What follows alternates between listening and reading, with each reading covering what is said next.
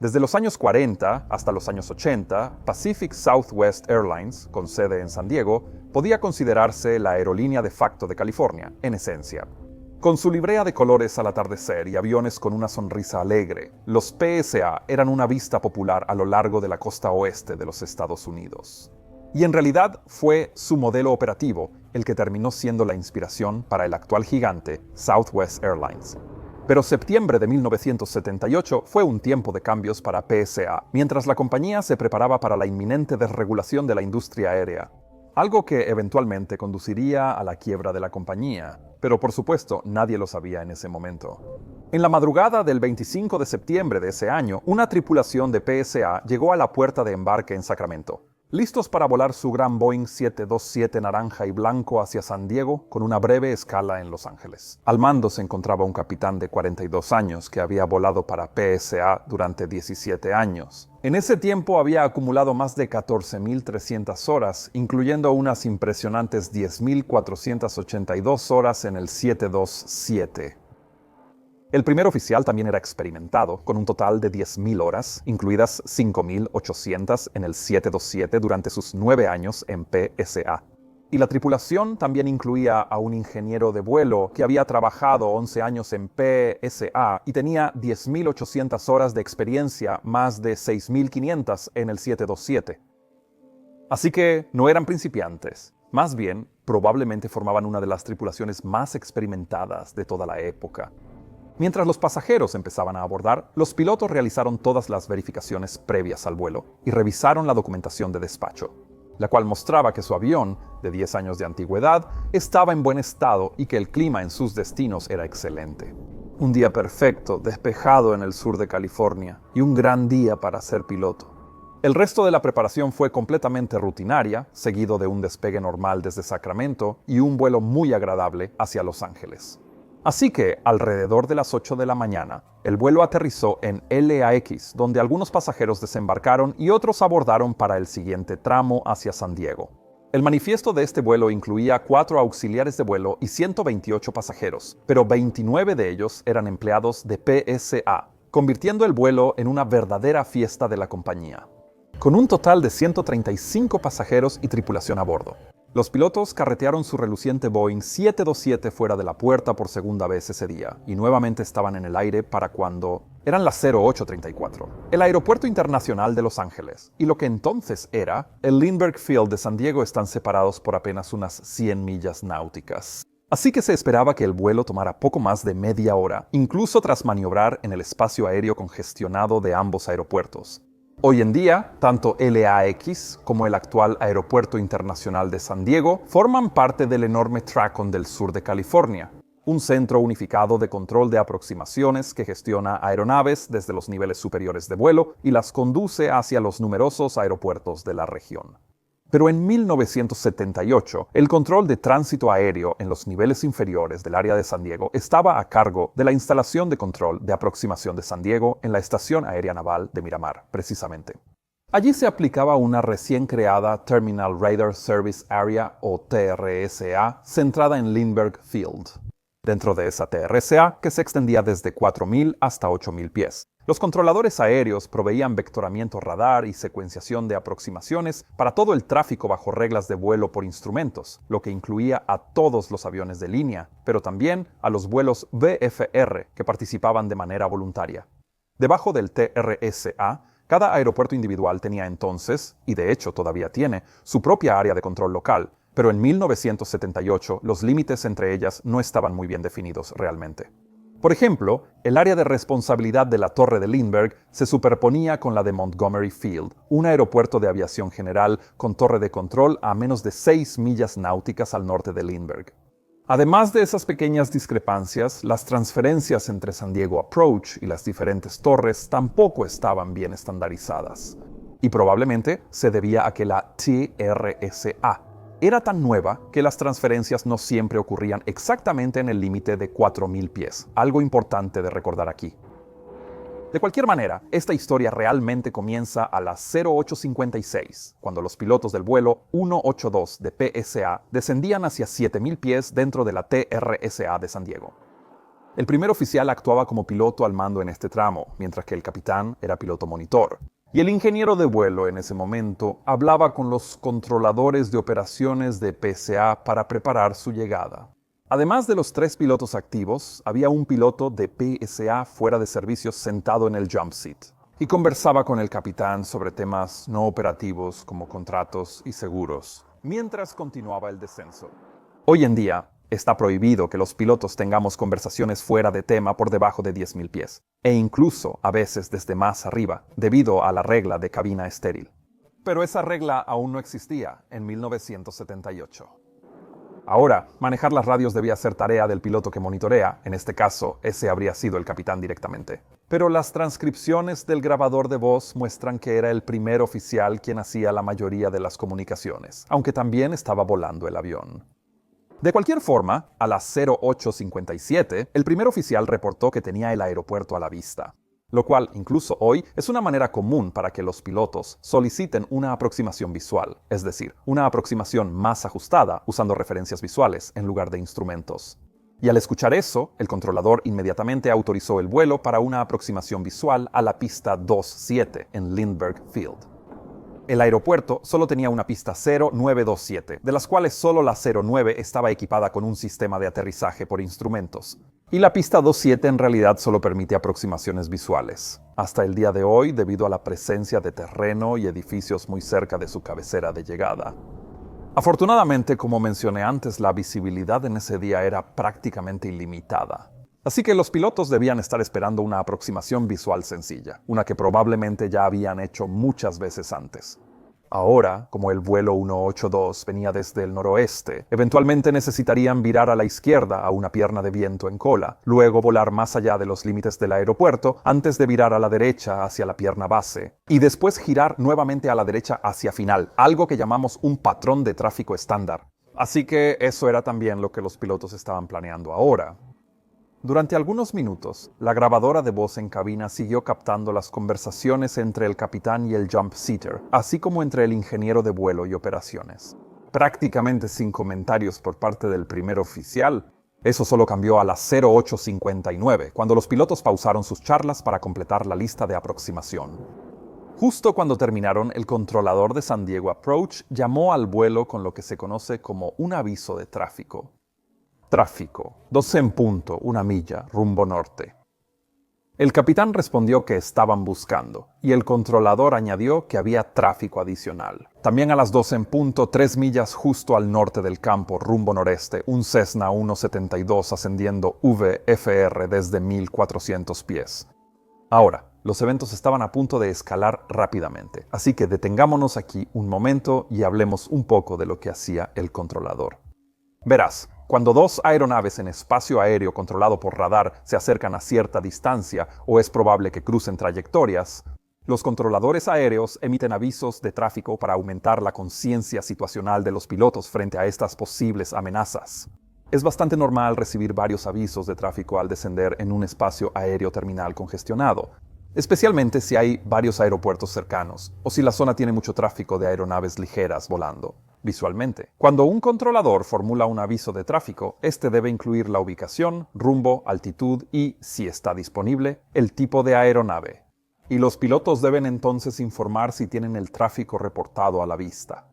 Si no lo tienen, bueno, lo que suceda después dependerá un poco de la época de la que estemos hablando. Hoy, cuando se está bajo control radar, estos avisos son principalmente para conciencia primero y separación después, con algunas excepciones. Pero en los Estados Unidos, en 1978, era muy común que los controladores respondieran a la confirmación de tráfico a la vista por parte de los pilotos, con una instrucción de mantener separación visual o propia. Eso significaba, y aún significa, que los pilotos ahora serían responsables de mantener el tráfico a la vista y asegurarse de no acercarse demasiado. Algo que de alguna manera ya debemos hacer cuando volamos en condiciones visuales, ya que siempre se espera que mantengamos vigilancia. Este principio de ver y evitar tráfico sustenta todas las formas de separación. Pero, por sí solo, a menudo no garantiza suficiente seguridad contra colisiones, ya que la visión y percepción humanas distan de ser perfectas. Podríamos, por ejemplo, perder de vista el tráfico, o que esté en un lugar donde no podamos verlo, o simplemente pasarlo por alto por cualquier razón. Esa es una de las razones por las que los controladores tienen radar, para brindarnos redundancia a nosotros, pobres pilotos, que solo miramos desde la cabina. Pero en el momento de esta historia, todavía había bastante incertidumbre sobre cuánto respaldo debían proporcionar los controladores de radar. Por ejemplo, se les permitía instruir a aeronaves a mantener separación visual si al menos una de ellas reportaba tener a la otra a la vista. Y a menudo esa era la aeronave que alcanzaba a la otra, ya que en general es difícil ver lo que está detrás. Legalmente, esa autorización de separación propia liberaba al controlador de la responsabilidad de la separación entre esas dos aeronaves, a menos que los pilotos de la aeronave que alcanzaba reportaran haber perdido de vista al tráfico. Las reglas de separación visual se basaban en el principio de derecho de paso, que hacía responsable a la aeronave que alcanzaba de evitar al otro tráfico. Así que, si se producía una colisión, normalmente se consideraba culpable a la tripulación de la aeronave que alcanzaba. Pero esas reglas habían sido escritas en una época previa al desarrollo de los reactores comerciales, por lo que no tomaban en cuenta sus necesidades. De hecho, el concepto de derecho de paso colocaba la carga de la separación en la aeronave que, en este caso, era menos maniobrable y más exigente de volar, lo cual, por supuesto, no tenía mucho sentido si el objetivo era garantizar la separación por los medios más efectivos. Pero el resultado de esto era que los controladores simplemente podían decirles a los pilotos de un avión de línea que mantuvieran separación visual respecto a una aeronave ligera. Y entonces dependía de los pilotos del jet decidir cómo hacerlo de la mejor manera posible y cuál debía ser en realidad el margen de separación. Y todo esto sin el beneficio de modernos sistemas de aviso de colisión de tráfico ni pantallas de tráfico en movimiento, y por supuesto sin avisos automáticos de resolución de conflictos. Ahora, también es importante saber que, incluso cuando tenían autorización de separación visual, los pilotos generalmente asumían que los controladores aún los monitoreaban en radar si éste estaba disponible, lo cual creo que era una suposición bastante razonable, y estudios posteriores mostraron que, por esta suposición, los pilotos tendían a relajar un poco su búsqueda de tráfico bajo control radar.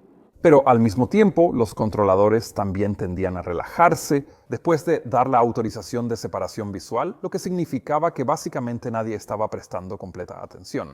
Así que supongo que ya ves el problema aquí. Esta práctica ponía a las tripulaciones de aviones de línea en una situación de ver y evitar dentro de un espacio aéreo donde era posible la separación redundante basada en ATC, pero que de repente no se utilizaba plenamente.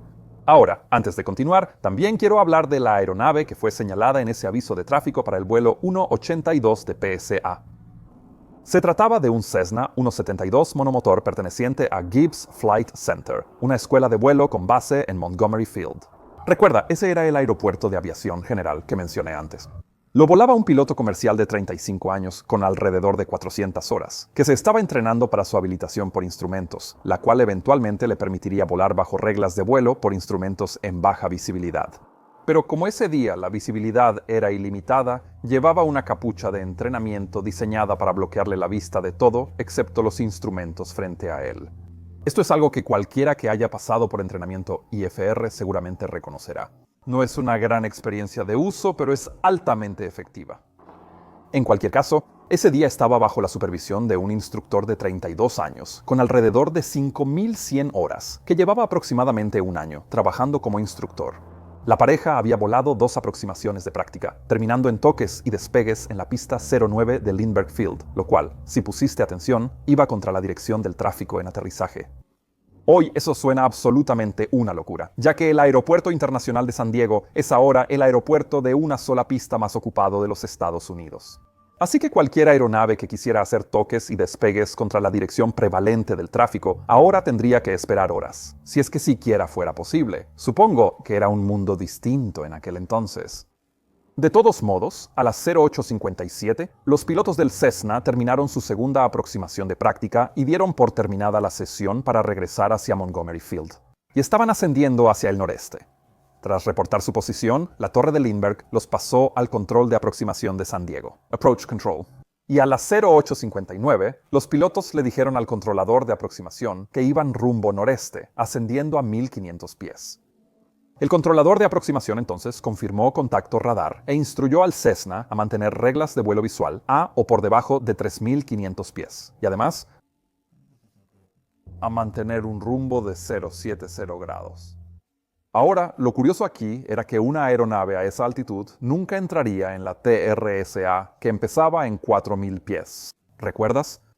Así que, bajo reglas modernas de control de tránsito aéreo, ni siquiera estarían bajo jurisdicción de aproximación a menos que se hubiera establecido una altitud estandarizada de transferencia por debajo de 3.500 pies.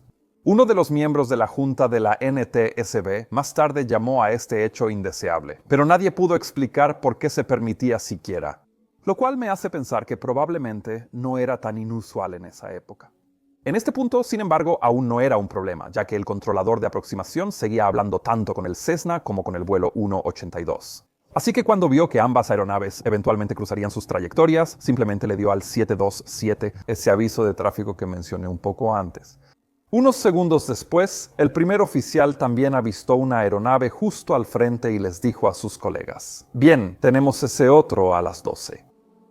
Por el lado de la seguridad, el controlador de aproximación reiteró el aviso de tráfico unos momentos después, señalando que la aeronave en cuestión seguía en su posición de las 12, ahora a 3 millas afuera, ahora ascendiendo desde 1.700 pies. 2 en punto se refiere a un modelo que usamos en aviación para explicar la posición relativa de las cosas, donde las 12 es justo al frente y las 3 en punto es a nuestra derecha, y así sucesivamente.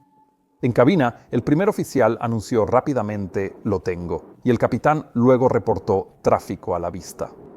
Y una vez el controlador de aproximación escuchó eso, instruyó al vuelo 182 a mantener separación visual respecto al Cessna y a contactar también con la torre de Lindbergh para su autorización de aterrizaje, lo cual el capitán acusó de recibo y que además significaba que las dos aeronaves ahora estarían en 2 frecuencias de radio diferentes. Probablemente yo no aceptaría separación visual respecto a una aeronave VFR por debajo de mí en estas circunstancias, a menos que estuviera volando un patrón muy conocido.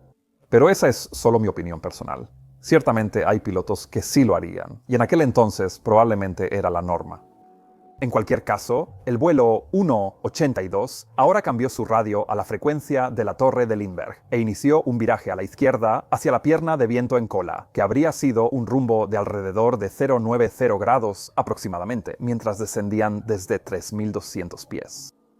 Ahora, el área de la pierna de viento en cola estaba dentro de esa zona de superposición no aclarada entre las torres de Lindbergh y Montgomery que mencioné antes. Y según la orden de la instalación de San Diego Approach Control, los controladores no debían autorizar a tráfico con destino a Lindbergh a volar por debajo del piso de 4.000 pies de la TRSA, mientras estuvieran sobre el espacio aéreo de Montgomery, que incluía el área de superposición con el espacio de Lindbergh, a menos que primero se coordinara con la torre de Montgomery.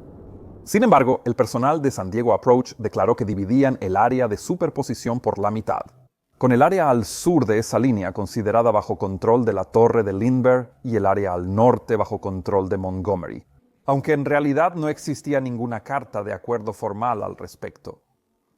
El propósito de mantener aeronaves por encima de 4.000 pies en esa zona era asegurar la separación entre las que se aproximaban a Lindbergh Field y las que estaban en el patrón de tráfico de Montgomery, lo cual técnicamente aún no incluía a ese Cessna de Gibbs Flight School, pero solo porque no había contactado todavía con la torre de Montgomery.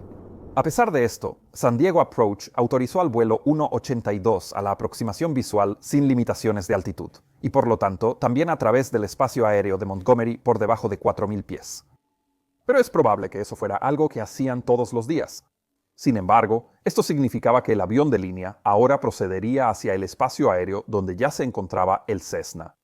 Si se hubiera cumplido esa regla de los 4.000 pies, todo lo que estoy a punto de contarte se podría haber evitado, pero no fue así. Mientras los pilotos del vuelo 182 se preparaban para la aproximación visual, también seguían buscando el tráfico. El controlador de aproximación contactó al Cessna e informó que había un Boeing 727 de PSA a sus 6 en punto, es decir, detrás de él, rumbo al este, y que sus pilotos los tenían a la vista. El piloto del Cessna acusó recibo de esta transmisión, pero legalmente no necesitaban tomar ninguna acción, porque la aeronave que los alcanzaba mantenía separación visual respecto a ellos. Como mencioné antes, el Cessna y el vuelo 182 ahora también hablaban con 2 controladores distintos, aunque ambos estaban en el mismo espacio aéreo. algo que probablemente nunca ocurriría hoy. A bordo del vuelo 182, los pilotos comenzaron a configurar la aeronave para el aterrizaje seleccionando flaps 2 y luego flaps 5.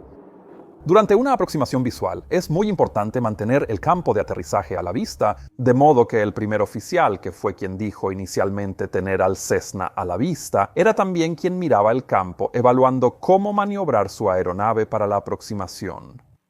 Poco después de que el vuelo 182 estableciera contacto con la torre de Lindbergh, el controlador de torre les advirtió: «Tráfico, 2 en punto, 1 milla, un Cessna».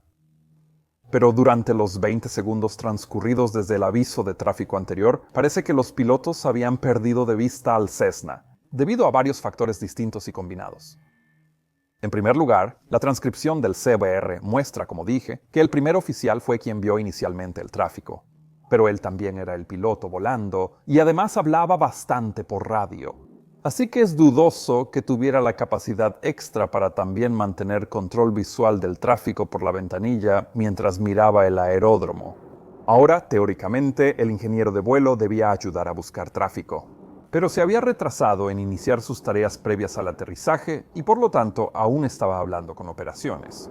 Y siendo totalmente honesto, dudo que desde su posición hubiera podido ver mucho de todos modos, dado que se sentaba detrás de los dos pilotos y el Cessna estaba situado por debajo de ellos. La segunda razón por la que podrían haber perdido al Cessna fue que, segundos antes del último aviso de tráfico de la torre, el Cessna realizó un viraje a la derecha del rumbo 070 a 090 grados, sin permiso. El controlador de aproximación les había indicado mantener rumbo 070. Así que estaban obligados a reportar si querían hacer un viraje, pero eso, por alguna razón, no había sucedido realmente. Sin una grabadora de voz en cabina en el Cessna, nunca sabremos por qué el piloto cambió de curso repentinamente y por qué el instructor no corrigió el error ni informó a control. Pero este viraje no autorizado ahora significaba que el Cessna había comenzado a volar hacia el este, la misma dirección que el vuelo 182, aunque, por supuesto, mucho más lento. Lo que también significaba que el 727 ahora los alcanzaba rápidamente por detrás, mientras descendía.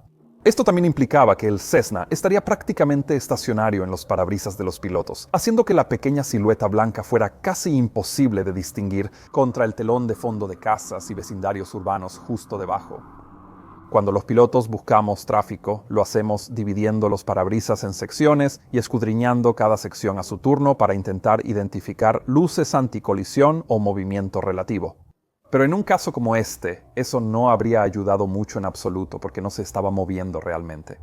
Y además, las reglas para formular una advertencia de tráfico exigen que el controlador indique el rumbo del tránsito, cosa que en este caso no hizo. De modo que los pilotos del 727 no habrían sabido que ahora se acercaban al Cessna directamente desde arriba y por detrás, en la misma ruta. La cuarta posible razón por la que no lo vieron tenía que ver con cómo habían configurado sus asientos los pilotos. Verás, la cabina del 727 está diseñada suponiendo que los ojos del piloto estarán a la llamada altura ocular de diseño. Y la cabina, por lo tanto, incluía un punto de referencia para ayudar a los pilotos a ajustar sus asientos y así alcanzar correctamente esa altura. Pero muchos pilotos de PSA declararon después que preferían colocar sus asientos ligeramente por debajo y atrás del punto de referencia de diseño, porque les daba mejor vista de los instrumentos bajo la visera antirreflejos, algo que luego se determinó innecesario. Pero los hábitos cambian lentamente. Ahora bien, si los pilotos del vuelo 182 realmente ajustaron sus asientos por debajo del punto de referencia, entonces el Cessna pudo haber quedado oculto bajo el nivel de los limpiaparabrisas. Aunque no sabemos si esto realmente fue un factor aquí. En cualquier caso, los pilotos del Cessna no habrían tenido chance de ver al 727, ya que ahora venía desde una posición directamente detrás de ellos. Y también podía ser que el piloto que estaba volando aún llevara puesto su visor de entrenamiento. Así que todos estos factores muestran claramente por qué la técnica de ver y evitar para mantener separación de tráfico es tan falible. Hay simplemente demasiadas razones por las que podrías no detectar otra aeronave o perderla, incluso si está justo frente a ti en un día despejado y sin nubes. Tras unos segundos buscando sin éxito al Cessna, el capitán preguntó a sus colegas: ¿Es ese el que estamos buscando ahora? Y el primer oficial respondió: sí, pero ahora no lo veo. El capitán entonces informó al controlador de torre: de acuerdo, lo teníamos ahí hace un minuto. Y el controlador respondió recibido, a lo que el capitán añadió: creo que ya pasó justo por nuestra derecha. Y aquí se produjo un malentendido realmente crítico, todo a causa de una sola sílaba pequeña. Verás, en las cintas de la torre de control, parecía que el capitán dijo pasando, mientras que la grabadora de voz en cabina muestra que lo más probable es que dijo la palabra pasó. En tiempo pasado, el Cessna no se había ido por la derecha. De hecho, seguía directamente frente a ellos. Así que el capitán claramente no sabía dónde estaba el Cessna. Pero cuando el controlador oyó pasando, interpretó que los pilotos estaban efectivamente vigilando al Cessna mientras lo sobrepasaban. Tampoco podía verificar si los dos aviones mantenían separación adecuada entre sí, porque la pantalla de radar en la torre no era capaz de mostrar ningún dato alfanumérico ni lecturas claras de altitud. Así que, hasta donde él sabía, los pilotos del 727 tenían al Cessna a la vista y ahí terminaban sus responsabilidades. Pero dentro de la cabina, el capitán dijo ahora que estaba justo por allí delante, hace un minuto, mostrando que seguía buscando al Cessna y que definitivamente no lo veía. Instantes después, el controlador de torre autorizó al vuelo 182 a aterrizar, lo cual fue acusado de recibo, pero la búsqueda visual del Cessna continuó. A las 09, 01 y 11 segundos, el primer oficial preguntó: ¿estamos libres de ese Cessna? A lo que el ingeniero de vuelo respondió: se supone que sí. El capitán dijo: creo yo, y el jumpseater añadió: eso espero. El capitán exclamó entonces: ah, sí, antes de virar a viento en cola, lo vi como a la 1, probablemente ya detrás de nosotros. Pero el Cessna nunca había estado en su posición de la 1 en punto. Antes del viraje a viento en cola, había estado a sus 11 en punto. Así que después hubo algunas dudas sobre si se estaba refiriendo a la misma aeronave o si simplemente recordó mal la dirección exacta. La pregunta volvió a surgir unos segundos después, cuando el primer oficial dijo: hay uno debajo. Y luego yo estaba mirando ese tráfico entrante que venía por allí. En ese momento, la única aeronave debajo de ellos era el Cessna, al que no podían ver, y no había ninguna otra aeronave en aproximación a ningún aeropuerto cercano. La investigación examinó después 16 reportes distintos de testigos sobre una tercera aeronave en la vecindad del 727 y el Cessna, pero ninguno coincidía. Ni el registro de radar mostraba nada que hubiese sido una tercera aeronave, por lo que el informe de la NTSB concluyó que no existía tal tercera aeronave. Pero un miembro de la Junta disintió de esa conclusión, alegando que una tercera aeronave era la mejor explicación para los comentarios de la tripulación. En cualquier caso, lo único que sabemos es que, fuera lo que fuera que creyeron ver estos pilotos, no era un Cessna. Mientras tanto, en la instalación de control de aproximación, sonó de pronto una alerta de conflicto cuando la computadora predijo que el vuelo 182 y el Cessna pasarían dentro de 375 pies verticalmente y 12 millas náuticas lateralmente en los siguientes 40 segundos.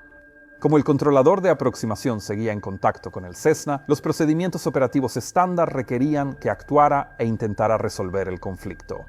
Pero resulta que esta regla en particular realmente no se estaba siguiendo de manera tan estricta. Verás, el sistema de alerta de conflictos solo se había instalado el mes anterior y desde entonces generaba unas 13 alertas por día. La mayoría no requerían resolución porque era evidente para los controladores que no existía conflicto alguno. También era común que se generaran alertas con aeronaves que se tenían a la vista mutuamente, porque el criterio de separación segura que estimaban los pilotos a menudo era menor que el umbral de alerta. De hecho, algunos pilotos declararon que volarían tan cerca como a media milla de otra aeronave mientras pudieran verla. Eso me parece una locura, porque si hoy volara tan cerca de otra aeronave, sinceramente sería impensable. Definitivamente habría una investigación sobre cómo se permitió y mi TCAS probablemente estaría gritando a todo volumen. Pero como dije antes, esta era una época muy diferente. En fin, todo esto significaba que el controlador de aproximación ya estaba acostumbrado a oír esa alerta sonar todo el tiempo. Y el último mensaje que había escuchado del vuelo 182 era que tenían al Cessna a la vista. Así que concluyó simplemente que no hacía falta actuar. Esto, por cierto, es un ejemplo perfecto de por qué eliminar las alertas molestas es una parte tan importante del diseño de cualquier sistema de avisos. Porque en cuanto la gente empieza a ignorar una alerta, deja de cumplir su función. Es realmente tan sencillo como eso. Ahora bien, el informe final inicialmente aceptó el argumento del controlador de que no estaba obligado a hacer nada. Pero el miembro disidente de la NTSB volvió a señalar algunos problemas reales con todo eso. En primer lugar, la suposición del controlador se basaba en que la tripulación del 727 había reportado al Cessna a la vista más de un minuto antes, lo cual es bastante tiempo en una situación como esta. Y además, desde entonces el avión había salido de su frecuencia. Así que realmente no tenía forma de asegurarse de que aún mantuvieran separación visual. En segundo lugar, el hecho de que las aeronaves convergieran en su pantalla y que sonara la alerta de conflicto significaba que el conflicto definitivamente existía, independientemente de si él pensaba que las tripulaciones mantenían separación visual o no, y por lo tanto estaba obligado a resolver el conflicto. Hipotéticamente, eso se habría podido hacer ordenando al Cessna realizar una maniobra evasiva o llamando al controlador de torre para que indicara al 727 virar. Pero debido a que la cultura en torno al uso de los sistemas de alerta de conflictos y del radar en general lo predisponía a no ver el conflicto como su problema, terminó por no hacer absolutamente nada. El controlador también alegó después que no podía estar seguro de que el conflicto realmente existiera, porque los bloques de altitud de las dos aeronaves se solapaban y no podían leerse. Pero la investigación demostró que él podría haber separado esas lecturas con solo presionar un botón. Así que, en conjunto, esta situación fue un fracaso de la instalación de San Diego Approach Control para adaptarse a las nuevas capacidades y obligaciones que trajeron los avances en la tecnología de ATIC. Y aunque nadie lo entendiera en ese momento, ese fallo había puesto ahora tanto a la tripulación y los pasajeros del vuelo 182 como a la tripulación del Cessna en peligro mortal. En la cabina del vuelo 182, los pilotos acababan de bajar el tren de aterrizaje cuando el capitán de repente gritó al ver algo por el rabillo del ojo. Aparentemente de la nada, el Cessna emergió por debajo de la línea de las ventanillas y pasó disparado por el lado derecho de la cabina, mientras el mucho más rápido 727 lo sobrepasaba desde arriba y por detrás. El primer oficial solo tuvo tiempo para un grito instintivo, pero no había absolutamente tiempo para una maniobra evasiva. Así que, a la hora 09, 01 y 47 segundos, el ala derecha del 727 golpeó la parte trasera del Cessna, destrozando en pedazos al monomotor y matando instantáneamente a ambos pilotos a bordo. Fragmentos del Cessna espiralaron luego desde 2000 pies, seguidos por varias partes del ala derecha del 727, incluido uno de sus flaps Kruger y una sección de 30 pies del borde de ataque, que había quedado pelado hasta el larguero delantero. Para empeorar las cosas, el tanque de combustible del Cessna también quedó alojado dentro del ala del 727 y se incendió, dejando un rastro de llamas en la estela del 727, mientras este luchaba por mantenerse en vuelo. Pero debido al enorme daño aerodinámico en el ala derecha, esta empezó a perder sustentación rápidamente, mientras el ala izquierda seguía funcionando bien. Y eso hizo que el avión de línea comenzara a escorarse en un alabeo a la derecha cada vez más pronunciado. El primer oficial intentó mantener el avión bajo control aplicando todo ailerón a la izquierda, mientras el capitán dijo suave, "Nena", y preguntó, "¿Qué tenemos aquí?". Tratando de desacelerar la situación y entender qué estaba ocurriendo, el primer oficial solo respondió, "Nos dieron, hombre, nos dieron", indicando la cruda realidad a la que ahora se enfrentaban. El capitán saltó a la radio y dijo, "Torre, nos vamos abajo. Aquí PSA", y el controlador de torre respondió prometiendo despachar el equipo, es decir, vehículos de rescate y camiones de bomberos. Pero hiciera lo que hiciera el primer oficial, el avión seguía escorándose más y más hacia la derecha. Incluso mientras aplicaba todo el aileron contrario en el intento desesperado de recuperar el control. Con el alabeo cada vez mayor, la nariz también empezó a caer hasta que el vuelo 182 quedó establecido en una picada en espiral hacia los densamente poblados vecindarios de abajo. Cientos, si no miles de personas escucharon la colisión y ahora miraban hacia arriba justo a tiempo para ver al 727 comenzar a espiralar hacia la tierra, con fuego saliendo de su ala derecha hasta que finalmente desapareció tras los tejados. En los últimos segundos, la grabadora de voz en cabina captó las desgarradoras últimas palabras de los pilotos, al darse cuenta de que ya no había nada que pudieran hacer. Y luego, a la hora 09, 02 y 4 segundos, en una picada de 50 grados con 50 grados de alabeo a la derecha, el vuelo 182 de PSA se estrelló contra un cruce en el barrio de North Park, en San Diego. Ahora, cuando un avión de línea se estrella en un área residencial, los resultados, por desgracia, casi siempre son horribles. Al impactar, una enorme explosión envolvió el vecindario circundante y piezas ardientes de los restos salieron despedidas por varias manzanas, dañando o destruyendo 22 edificios distintos. Al final murieron las 135 personas a bordo del vuelo 182, junto con ambos ocupantes del Cessna y 7 personas en tierra. Y eso convirtió a este en el peor desastre aéreo ocurrido en los Estados Unidos hasta ese momento. La NTSB determinó inicialmente que la causa probable de la colisión en vuelo fue la falta, por parte de los pilotos del 727, de informar claramente a Control de Tránsito Aéreo que habían perdido de vista al Cessna, después de haber aceptado previamente separación visual. Y enumeraron los procedimientos de ATC, que no hicieron uso del equipo disponible como un factor contribuyente adicional. Pero, como ya mencioné, uno de los miembros de la Junta disintió, escribiendo que los procedimientos de control de tránsito aéreo debían elevarse a causa probable del accidente. Y eso porque habían permitido que los controladores usaran un método de separación menos efectivo cuando había métodos más efectivos disponibles. Tras publicarse el informe final, la Asociación de Pilotos de Aerolíneas también apeló con éxito las conclusiones y en 1982 la NTSB enmendó la causa probable para aceptar las conclusiones de los miembros disidentes.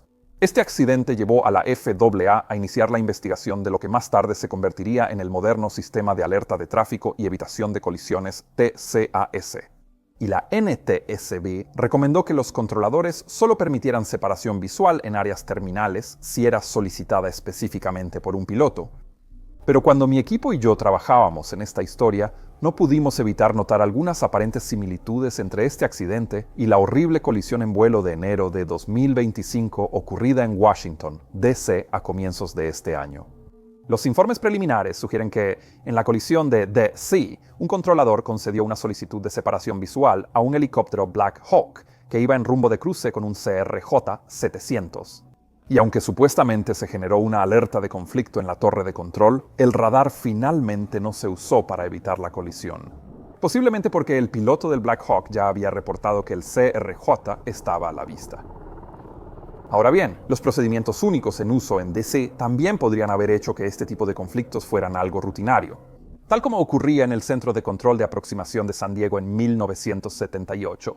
Así que, aunque obviamente seguimos a la espera de que el informe de la NTSB identifique las causas y factores contribuyentes completos de ese accidente, nos parece que todavía hay lecciones por aprender del accidente del vuelo 182 de PSA. Pero puedes estar absolutamente seguro de que la FAA, la NTSB y todos los involucrados en esta nueva investigación harán todo lo posible por llegar al fondo de lo ocurrido. Y usar esas lecciones para hacer la aviación aún más segura, porque eso es lo que hacemos en esta industria. Nunca dejamos de aprender de ningún accidente, sin importar cuán viejo o reciente sea, y esa es también la razón por la que estamos creando estos videos. Ahora, si te pareció interesante este video, tenemos un catálogo con cientos de otros videos que creo que te pueden gustar, así que échales un vistazo. Y si te gustaría apoyar lo que mi equipo y yo hacemos aquí, puedes escanear este código QR o ir a patreon.com/join/mentorpilot y suscribirte. Eso también te dará acceso a mi próximo video antes que a todos los demás, lo cual es bastante genial. Mi nombre es Peter Hornfeld y estás viendo Mentor Pilot. Que tengas un día absolutamente fantástico y nos vemos la próxima. Chao, chao. Y ahora me voy a casa a comer pastel porque, de hecho, hoy es mi cumpleaños.